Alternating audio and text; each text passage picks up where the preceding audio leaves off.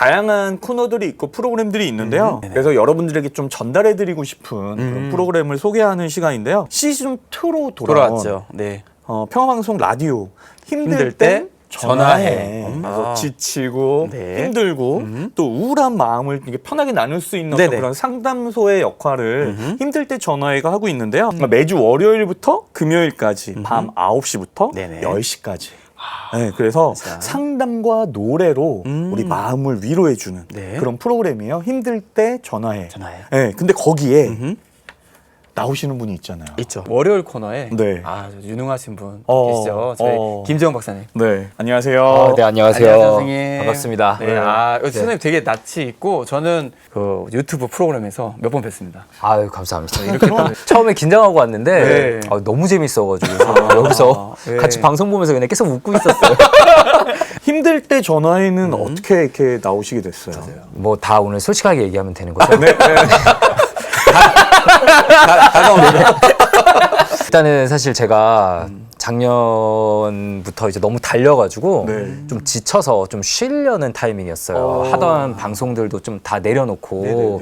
이러고 있었는데 이제 연락이 왔죠. 일단 너무 가깝더라고요. 저희 병원하고 아, 네네네. 여기가 너무 가깝고 걸어서 뭐 10분 안에 오는 거리니까요. 그리고 시간도 제가 딱 진료 끝나고 집에 가는 길에 들르면 되는 시간이고 그런 이유, 현실적인 이유가 있었고요. 더 큰 이유는 되게 마음 아픈 얘기인데 종교 때문에 오히려 더 상처받으신 분들 얘기를 많이 듣거든요. 맞아요. 네, 네가 신앙심이 약해서 그런 거다라고 부모님한테 혼나고 병원 가지 말라는 얘기 많이 듣고 이런 얘기 되게 많이 듣는데 이 종교 방송에서 정신과에 대한 이야기를 터놓고 한다고라는 게 너무 끌렸어요. 네, 그래서 한번 와보게 됐습니다. 근데 보통 주로 어떤 사연들이 이렇게 선생님께 질문이 오는지도 궁금합니다. 가족분들 간의 마찰 혹은 뭐 가족분 사별, 회사분과의 마찰 뭐 이런 것들 되게 다양하게 있었고요. 제일 기억에 남는 건 이것도 아까 제가 말씀드린 거랑 좀 연결되는 건데 이제 그 성전환 하신 분께서 연락 오신 적이 있었어요.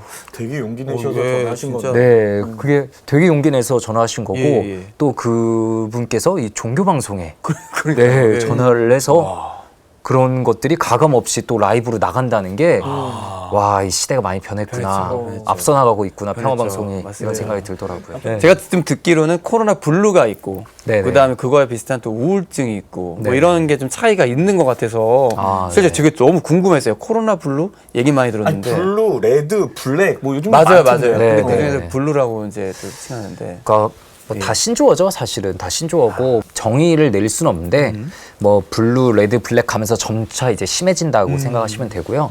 코로나 블루, 뭐 코로나 우울증이라고 일반 우울증하고 다를 건 없어요. 근데 이 특징적인 게 예전에는 별로 이제 우울증을 전혀 앓지 않으셨던 분들, 나는 우울증 같은 거는 거리가 멀어라고 했던 분들까지도 이제는 그냥 우울해지고 진짜 우울증을 경험하기도 하고 그래서 환자가 실제로 많이 늘어나고 있고 그런 상황인 거죠. 우울증을 또 저희가 잘 모르니까 혹시 뭐 스스로 진단할 수 있는 방법이라든지 네, 우울증 사실 전 국민의 10%가 앓는다고 하는데요. 네, 근데 모르고 지나가는 경우가 태반이거든요. 너 그냥 의지가 약해져서 그래, 너 게을러서 그래, 맞아요. 이런 식으로 하는 경우 많아가지고요. 자가 진단 문진표가 여러 개가 있는데 그래서 그냥 딱 우울증의 진단 기준을 네. 제가 한번 읊어드릴 테니까. 우울증 이러면은 스펙트럼이 되게 넓어요. 네네. 근데 그 중에 주요 우울장애라고 하는 가장 전형적인 우울증의 진단 기준 9개를 읊어드릴 거고요. 예. 그 중에 이제 5개 이상이면은 이제 우울증이라 할 수 있습니다. 2주 연속 지속됐을 경우에 2주에서 예. 손으로 꼽으셔도 될 것 같아요. 네. 들으면서 한번 읽어볼게요. 예. 거의 하루 내에 우울한 기분이 들거나 우울해 보인다는 말을 듣는다. 2번. 하루 대부분의 활동에서 흥미가 생기지 않는다. 3번.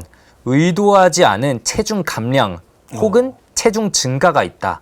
예를 들어서 한 달 동안 체중이 5% 이상 변했다. 4번. 거의 매일 잠을 못 자거나 혹은 반대로 너무 많이 잔다. 5번. 거의 매일 안절부절하거나 오히려 너무 느리게 행동한다. 6번. 거의 매일 피로하다고 느끼거나 에너지가 없다고 느낀다. 7번. 거의 매일 과도하게 죄책감이 들거나 스스로 가치가 없다고 느낀다. 8번. 거의 매일 집중하지 못하고 결정을 못 내릴 때가 많다. 마지막으로 9번. 반복적으로 죽음에 대해 생각하거나 자살에 대해 구체적으로 계획을 세운다. 2주 동안 이렇게 쭉 가는 경우가 거의 없어요. 그죠. 그러니까 다들 나 우울증이야 이런 말 되게 쉽게 하는데 나 우울한 것 같아, 우울증인 것 같아라고 하는데 너 2주 연속 이런 적 있니?라고 하면은 사실 머릿속에 잘 안 떠오르는 거죠. 그러니까 그 선생님 그 우울감하고 우울증에 대한 그 차이가 네. 좀 있는 거죠. 네, 그걸 이제 날씨에 비유해서 보통 설명을 많이 드리는데 이제 좀 흐린 날, 누구나 경험하잖아요. 이런 흐린 날은 그냥 우울감이 있는 날이라고 치면요.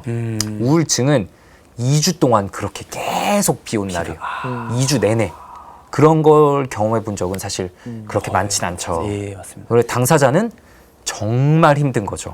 나 평소에 나랑 완전히 다르다라고 느낄 수 있는 거죠. 주변 사람이 보기에도.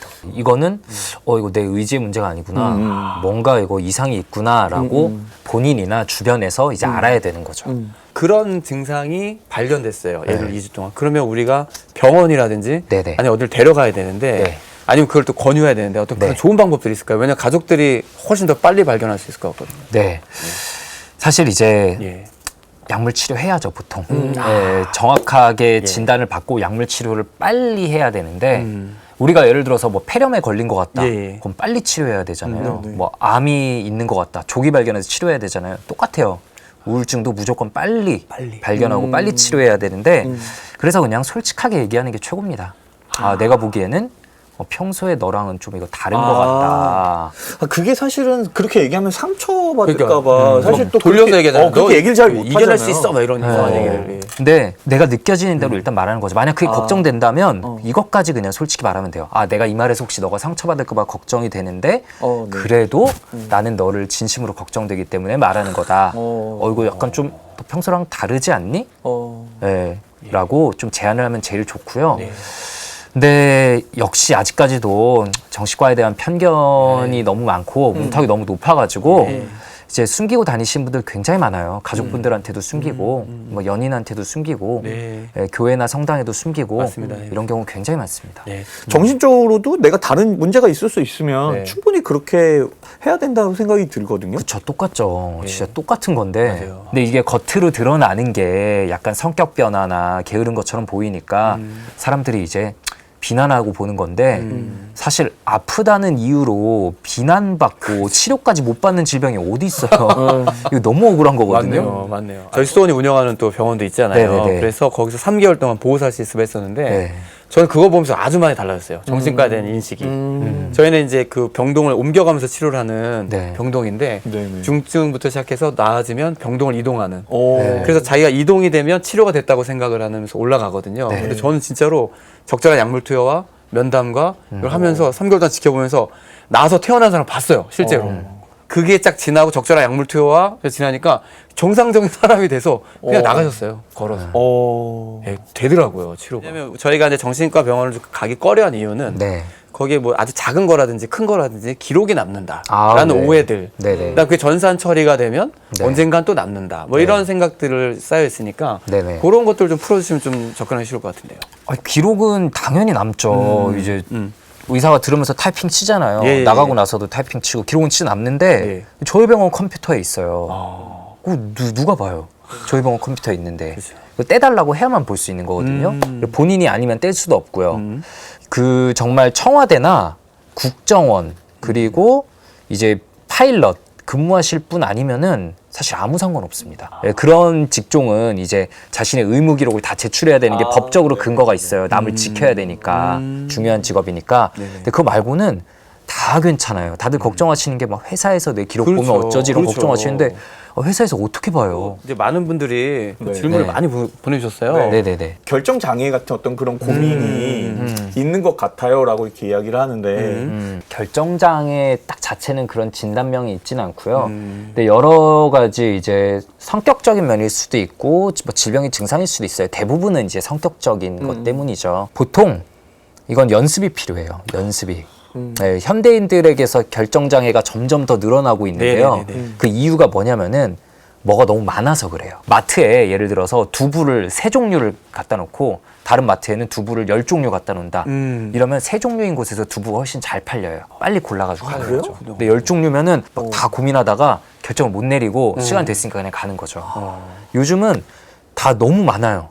밥 먹으러 갈 때도 선택지가 너무 많고. 그렇네요. 왜냐하면 뭐 주변에 들은 것도 있고 SNS에 올라오기도 하고 뭐 유튜브 채널도 너무 많잖아요. 네, 맞습니다. 그러니까 선택지를 좀 최소화시켜야 돼요. 이럴 때는 일부러 선택지를 최소화시켜서 남들 조언 듣지 말고 내가 선택해보는 이런 연습을 그냥. 상담 또는 진료 비용 관련 질문을 또 안 해볼 수가 없죠. 비싸다고 생각해서 못 가는 가는 사람들이. 사람이 많다라고 또 이게 네. 상담이냐 진료냐에 따라 달라요. 그러니까 일단은 병원, 개인 의원, 정신건강의학과 혹은 뭐 병원에 있는 정신과 가면은 안 비쌉니다. 왜냐하면 건강보험 적용이 되니까요. 우리 뭐 예를 들어 감기 진료받고 진료비 비싸다는 얘기 별로 안 하잖아요. 그렇죠. 안 비싸요. 근데 약간 이제 아쉬운 게 굉장히, 상담 시간이 안 길죠. 진료 시간이 보통 안 길어요. 왜냐하면 이건 되게 또 민감한 문제인데 돈이 안 돼요. 돈을 안 줘요, 정부에서. 오늘 진짜 오늘 다 여신 거죠? 네. 네. 웬만한 감출만도 한데. 의사 가운 다 여섯. 아, 오늘 여섰어. 오늘. 그러니까 저 같은 경우는 네. 일주일에 4일을 근무하고 주말을 또 근무하는데 이틀은 길게 상담을 해요. 네. 한 명당 40분씩 보고요. 나머지 이틀은 좀 짧게 봅니다. 10분, 20분씩 봐요. 그러면은 둘이 똑같이 하루 종일 근무해도 그 수입이 차이가 너무 커요. 네. 그러니까 환자당으로 이렇게 나오나 보네. 네, 그러니까 사람인 이상 짧게 진료 볼 수밖에 없는 거예요, 이게. 네, 그래서 사실 충분한 상담을 받으시려면 보통 상담소에 가야 되는 거죠. 근데 상담소에 가면 이제 비싸죠. 보통 네. 1시간당 싸도 8만 원, 네. 뭐 10만 원, 12만 원, 15만 원 이렇게 가니까. 그래가지고 사실은 그런 상담에도 보험이 적용된다면 제일 좋겠지만 뭐 국가 재정에 한계가 있으니까 그건 또 안 되고, 그래서 정신과 모든 질환 뭐 우울증이든 강박증이든 어떤 질환이든 약물 치료와 상담 치료를 병행하는 게 제일 좋은 치료인데 그러려면은 돈이 좀 드는 게 현실이고요. 근데 정신과만 다니면서 적절한 상담 뭐 2-30분 정도의 상담과 약물 치료한다. 그러면 정말 얼마 안 듭니다.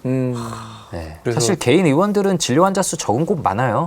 그래서 잘 찾아보시면 그러면 그냥 찾아가는 상담하는 게 곳들이 훨씬- 있습니다. 네. 그래서 사실은 내가 좀 몸이 아프면 병원에 당연히 빨리 가야 되는 것처럼 내가 정신적으로도 뭐가 좀 불편하다 싶을 때에는 빨리 병원에 가는 게 가장 좋은 방법인 것 같고. 그럼요. 또 영적으로도 내 신앙에서도 사실 뭐가 좀 어려움이 있을 땐 시부님을 찾아가야 될 그럼요. 것 네, 같고. 맞습니다. 근데 사실 그게 누군가를 상담한다는 건 되게 좀 어려운 일이에요. 네. 되게 아마 더 많이 겪으시니까. 네네. 그 신부님들한테도 그런 얘기 많이 물어보잖아요. 이제 고해소 들어와서 이런 막 얘기하면 사실 고해소에서 듣는 이야기들이 전부 다 나쁜 이야기들이지 네. 뭐 좋은 이야기를 듣는 게 아니잖아요. 그렇죠. 고해소를 쓰레기통이라고 얘기하는데 네네. 들어와서 이제 거의 다 버리고 가시는 곳이고 네네. 그게 나한테는 또 무거운 짐으로 또 다가오잖아요. 그쵸. 근데 그런 어려움을 이렇게 막 어떤 식으로 선생님은 좀 그렇죠. 푸세요? 선생님도. 네. 저 일단은 퇴근하면 최대한 생각 안 합니다. 네, 퇴근하는 순간부터는 네, 그날 있었던 일들, 또 걱정되는 환자분들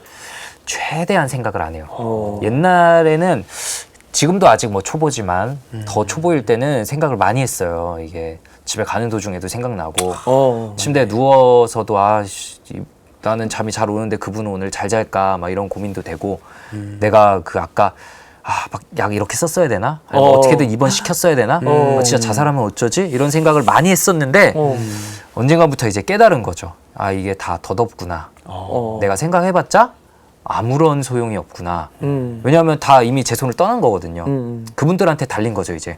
제 몫은 진료실에서 하는 걸로 끝난 거니까 생각이 들 때마다 이제 열심히 끊어냅니다. 이걸 연습 계속 하니까 요즘에는 진짜 생각 안 해요. 그리고 사실은 상담을 할 때는 선생님이 건강해야지 다른 사람들을 이렇게 돌볼 수 있잖아요. 맞아요. 우울해지고 힘든 상황이 되면 다른 사람을 또 어떻게 돌볼 수 그럼요. 있겠어요? 맞습니다. 맞습니다. 이런 우울감이나 불안을 좀 벗어날 수 있는 어떤 그런 추천 방법이 있으실까요?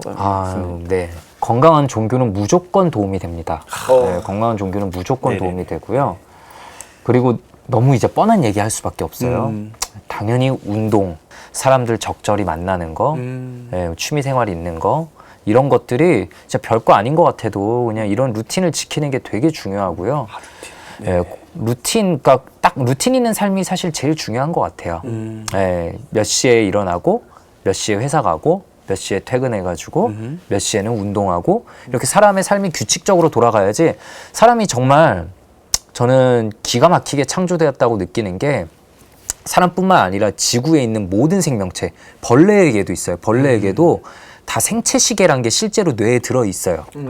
예, 생체시계라는 게 있어가지고 24시간 주기로 지구의 자전 주기랑 똑같이 돌아가요. 그 생체시계가. 그러니까 해가 뜨고 지는 거에 따라서 돌아가는 거예요. 실제로 그렇게 돼 있어요. 그래서 루틴한 삶을 사는 사람들은 그냥 보통 정신질환에 걸릴 확률이 더 떨어지고요.